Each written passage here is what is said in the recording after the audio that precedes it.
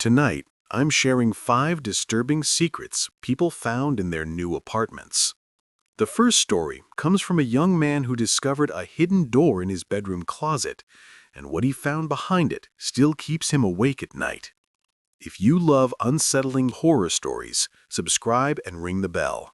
I post new stories every day that'll make you question the ordinary places you live.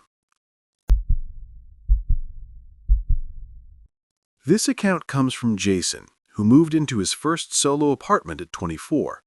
It wasn't glamorous, third floor of an aging brick walk-up in Worcester, Massachusetts, with radiators that clanged like someone dropping wrenches and pipes that moaned when the upstairs neighbor showered. But it was his, and after years of roommates, that was all that mattered. The apartment had character: creaky hardwood, crooked blinds, a faint smell of old cooking oil in the hallway. The landlord gave him the keys with a distracted warning to ignore the closet in the bedroom. Jason didn't think much of it. Old buildings always had quirks.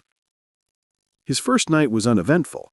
He ate pizza on the floor, stacked boxes against the walls, and fell asleep to the city hum through cracked windows. But the closet bothered him.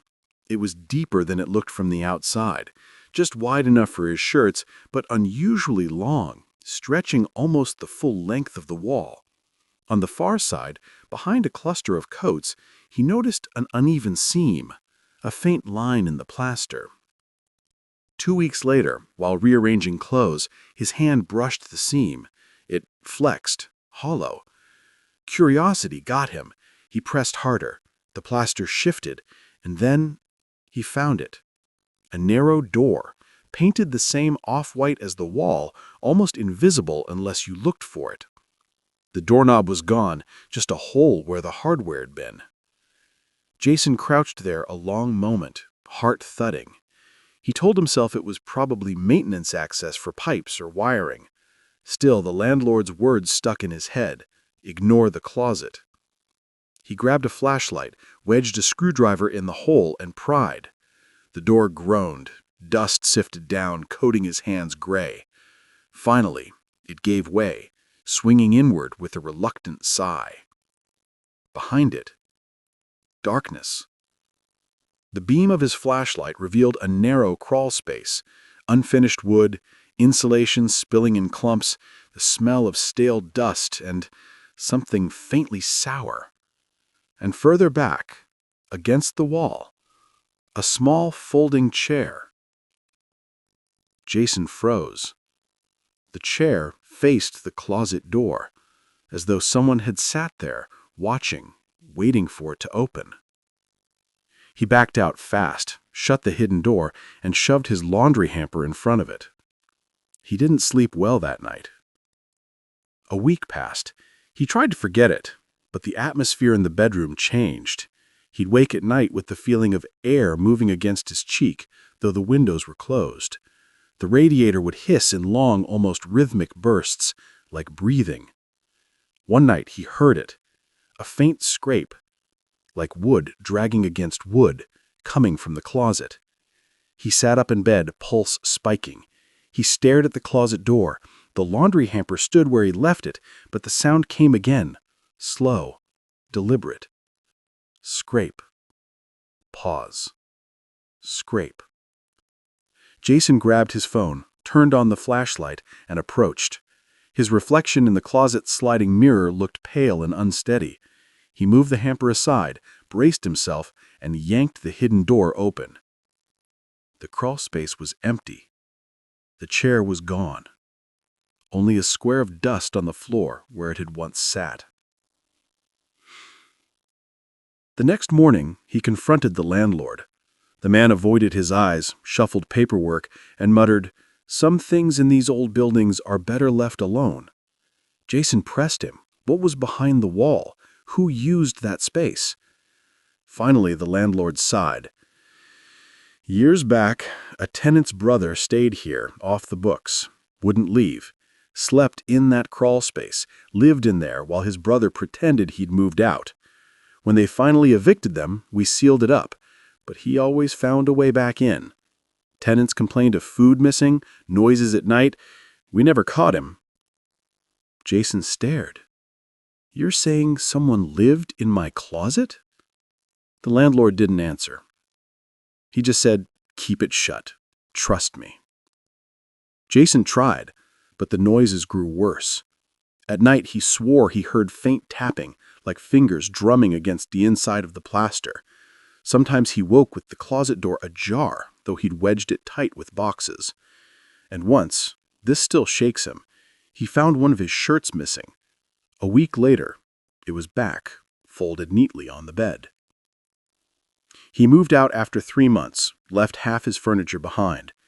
He told me, "You never sleep easy once you've had a closet that watches you back. Every apartment since, I check the walls. I knock for hollows, because once you've found a hidden door, you can't unknow they exist." Jason lives in a new building now. Modern, drywall, everything squared and symmetrical, but he keeps his bedroom closet empty, just in case. He says sometimes, when the apartment is still, he hears faint scraping, like wood dragging against wood, and every time, he checks. Because some doors don't stay shut. Before you go, would you open a hidden door in your apartment or leave it alone? Tell me in the comments. Your story might be featured in a future video. If unsettling, believable horror like this is your thing, subscribe and ring the bell. I post new stories every day. The second story comes from a couple who moved in next to a unit that was supposed to be empty, but every night they heard muffled conversations through the wall. If you love unsettling, true-style horror, subscribe and ring the bell. I post new stories every day to keep you awake at night. This account comes from Emily and Ryan, who moved into a renovated loft-style apartment in Providence, Rhode Island.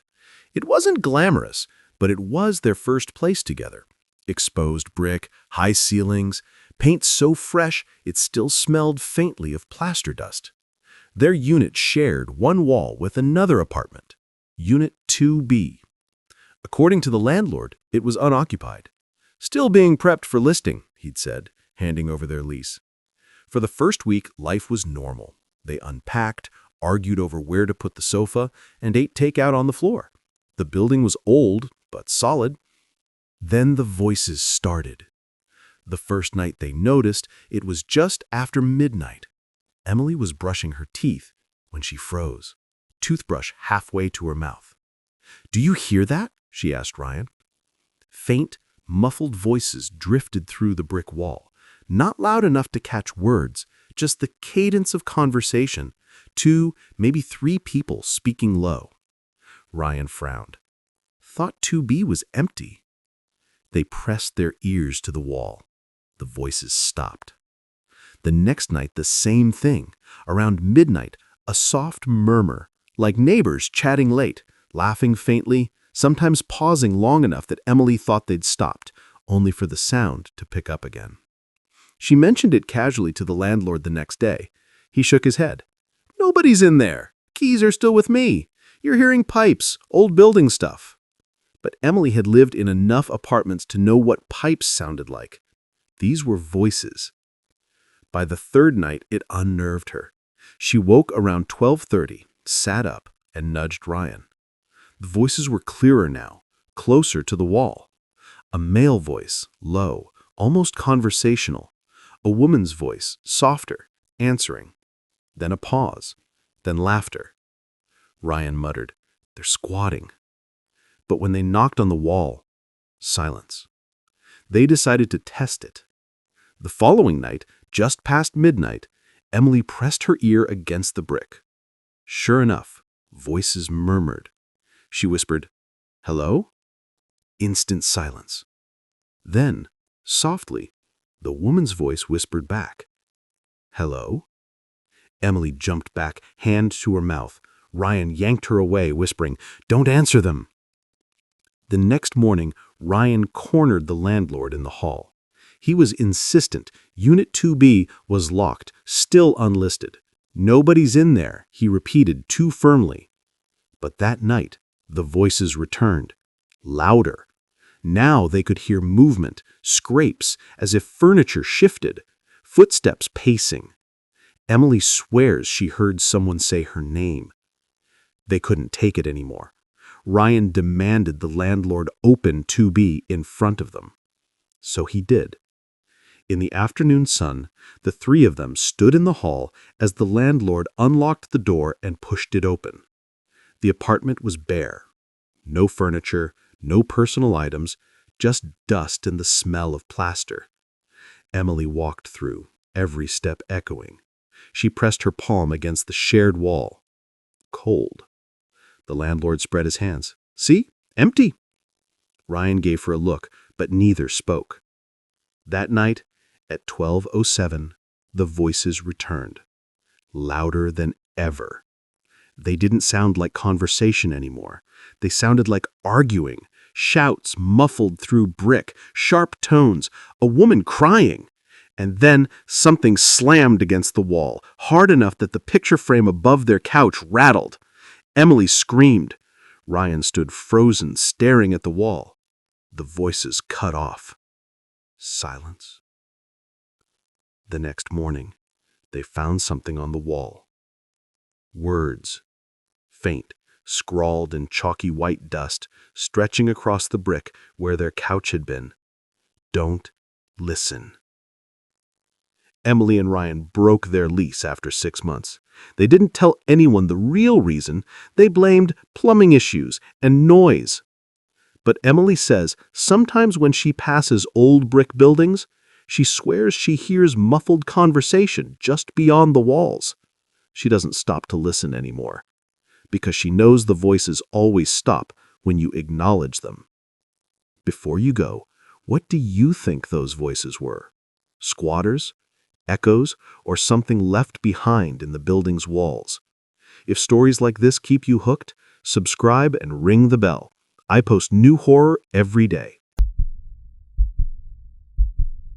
The third story comes from a woman who discovered one room in her unit was permanently locked, and when she finally got inside, she realized why management had tried so hard to keep it sealed. If quiet, believable horror like this unsettles you, subscribe and ring the bell. I post new stories every day that make the ordinary feel unsafe.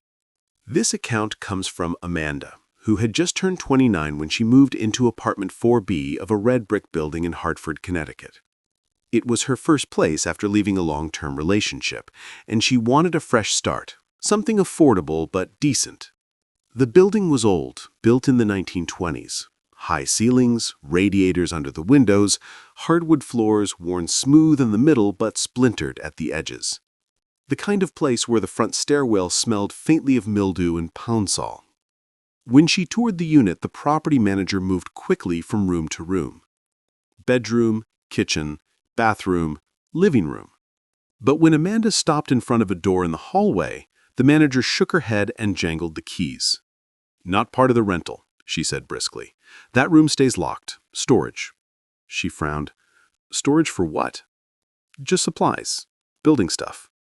She pushed a little. "Can I at least see inside?" The manager hesitated, then smiled too quickly. "It's not accessible. You won't even notice it after a while." And that was that. Amanda needed a place, and the rest of the unit looked fine, so she signed the lease. For the first month, the door really did fade into the background. She passed it on the way to the bathroom, but didn't think much of it. She focused on settling in, figuring out where to put her bookshelves, hanging curtains, buying too many candles at Target. But then, little things started. At night, as she brushed her teeth, she would hear faint creaks behind the door. She told herself it was heating pipes, or maybe an old vent. But sometimes it sounded like footsteps, slow and deliberate. One Saturday morning while folding laundry, she swore she heard a light tapping, like fingernails against wood. She froze in the hallway, basket against her hip, staring at the white door with its tarnished brass knob. "Old buildings," she muttered out loud, forcing a laugh, but her stomach tightened. Weeks passed. The tapping came every few nights. Sometimes it was soft, sometimes louder, sometimes absent for days only to return at 3 a.m. sharp. Amanda asked the landlord again, "Are you sure no one has access to that room?" The landlord didn't meet her eyes. "It's sealed. Don't worry about it." But she did. She started leaving a glass of water on the hallway table right outside the door to prove to herself nothing strange was happening. Twice, she woke up to find it empty. She convinced herself she must have forgotten to fill it, or the radiator dried it out. But she couldn't shake the thought that someone or something was in that room. One evening in February, she came home from work to find the hallway colder than the rest of the apartment. The door to the locked room looked darker than usual, like the paint itself had sunk into shadow. Amanda stood there for a long time listening, and beneath the hiss of the radiator, she swore she heard breathing. That was then she decided she had to know. She bought a cheap lockpick kit online, watched tutorials, and waited until Saturday morning when the building was quiet. She told herself she'd look quickly, then lock it back up. Her hands shook as she knelt in front of the knob. It wasn't even difficult. The tumblers clicked too easily, as though the lock wanted to be opened. The door creaked as it swung inward. The smell hit her first. Stale dust, damp plaster, and something sour. The room was small, about the size of a child's bedroom. Dust blanketed everything. The blinds were drawn tight, letting in only a thin line of pale light. There was no furniture except a bed frame with broken slats. In the corner, stacked haphazardly, were cardboard boxes. Most had collapsed from moisture. One was split open, spilling its contents: old newspapers, yellowed and brittle, and a pair of children's sneakers. Amanda stepped inside, her shoes crunching on plaster flakes. The air felt wrong, thicker somehow, heavy in her lungs. She swung her flashlight toward the walls. Her heart lurched. Words, scrawled in uneven handwriting across the plaster, covering every surface. "Don't leave. Stay here. Stay." Over and over, written in layers, some neat and careful, others jagged and desperate. Amanda's chest tightened. Her flashlight beam shook as she scanned the room. Near the window, the writing was different. Smaller, precise. It spelled a name. Her name. She staggered back, heart hammering, the words blurred in her vision. She dropped the flashlight. Its beam spun wildly across the floor, catching something else she hadn't seen before. The bed frame's underside. Carved into the wood were deep gouges, scratches, the length and shape of fingernail marks. Amanda fled, slamming the door, locking it fast. She shoved a bookshelf in front of it and sat shaking in the living room until dawn. When she called the landlord the next day, voice trembling, she told him everything, what she'd seen, the writing, the scratches. The line was silent for a long moment. Then he said, flat and cold, "That room isn't for tenants." When she demanded an explanation, he only repeated it, "It isn't for tenants," and hung up. Amanda lasted 3 more weeks. Every night, she heard scratching from behind the bookshelf. The tapping returned, louder, insistent. One night, she woke to find the bookshelf pushed 6 inches out from the wall. She didn't sleep in the apartment again. She broke her lease, lost her deposit, and left half her furniture behind. She told me, "Sometimes I wonder if I opened it, or if it opened me. Because even now in my new place, when I walk past a closed door, I swear I hear breathing." Amanda lives in a newer building now. Fresh drywall, no locked rooms, nothing hidden. But she avoids hallways with closed doors, and she keeps her closet light on at night. She says sometimes she dreams of that room. Dust, words on the walls, fingernail marks in the bed frame, and in her dreams, the words have changed. They say, "Come back." Before you go, would you have opened that locked room or left it alone? If you want more believable horror stories told like real accounts, subscribe and ring the bell. I post new stories every day that make the ordinary feel unsafe.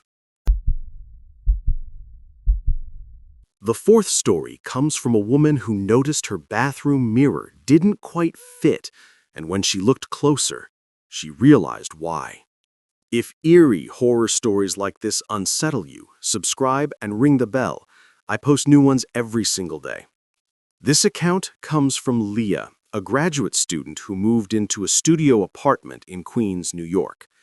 It wasn't much, just one room with a kitchenette and a tiny bathroom. But it was affordable, close to campus, and came freshly repainted with new fixtures. At least, that's what she was told. The bathroom mirror was the first thing that struck her as odd. It was newer than everything else, gleaming almost too perfect, while the sink below was chipped porcelain and the tiles cracked with age. When she leaned close, brushing her teeth that first night, she felt it. A faint draft, cool against her cheeks. She pressed her hand to the edges of the mirror. Air was leaking through. "Old building," she muttered, forcing herself to shrug it off. Weeks passed. Leah got used to the quirks of city living. The neighbor who played jazz at 2 a.m., the radiator clanking like it had a personal vendetta, the hallway smelling of curry one day and cigarette smoke the next. But the mirror unsettled her. Some mornings it seemed slightly tilted, not enough to notice at first glance, but enough that her reflection felt wrong, angled.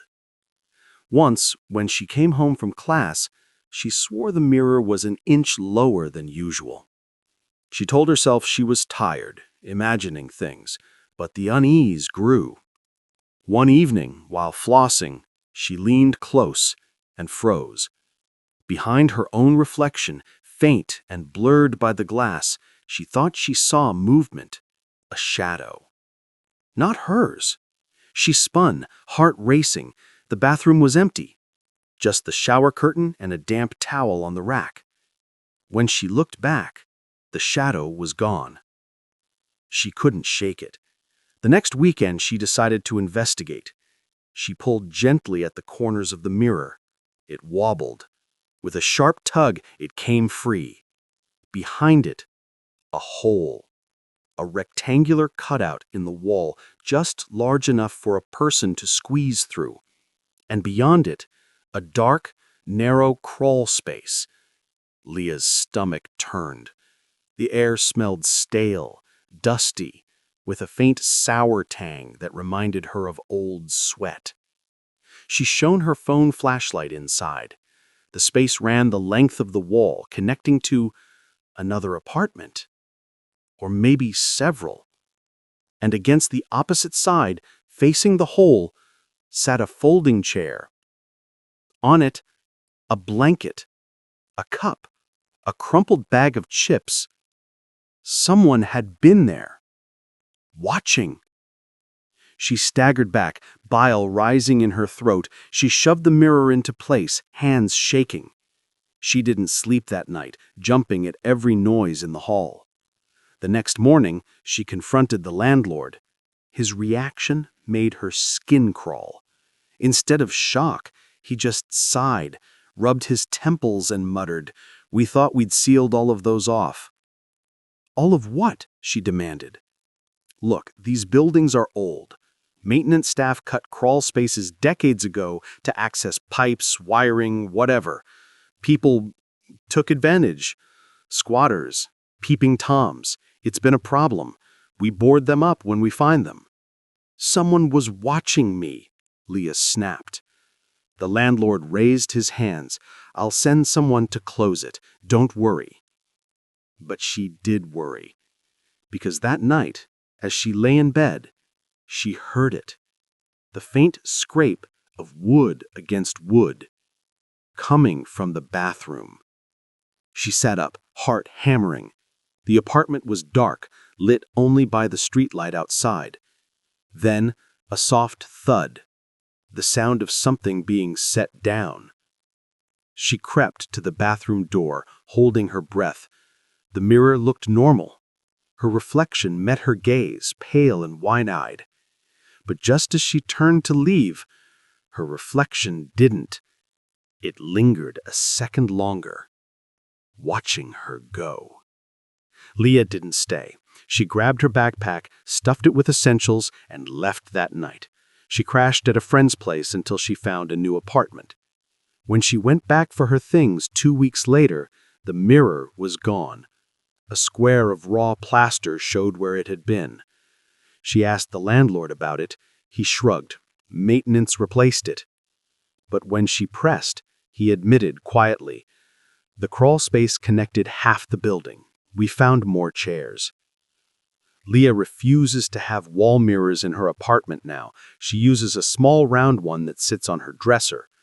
She says sometimes when she looks away from it, she feels the faintest draft on her cheek, like someone's still watching. Before you go, have you ever wondered what's really behind your bathroom mirror? If unsettling, true-feeling horror like this keeps you hooked, subscribe and ring the bell. I post new stories every single day. The fifth story comes from a man who realized that his new place had a strange habit. Every time he unpacked, the apartment gave him something back from the last tenant. Things that should have been gone.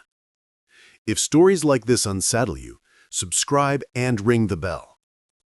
This account comes from Marcus, who moved into a third-floor apartment in Jersey City after his roommate moved out of state.